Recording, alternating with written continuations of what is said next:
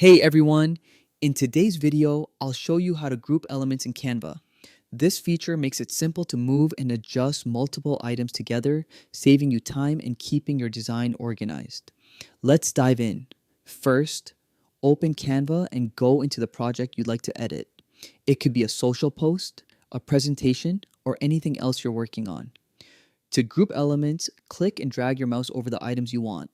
Think of it like drawing an invisible box. Everything inside it gets highlighted. If the elements are spread out, hold the Shift key and click each one individually to add them to your selection. Once they're selected, look at the toolbar at the top and click the button that says Group Now. All those elements are combined into a single unit you can move, resize, or align together. To ungroup, just click the grouped item and you'll see an ungroup button in the same spot. That lets you edit pieces separately again. Grouping is super helpful for layered designs, like when you're arranging text, images, or icons.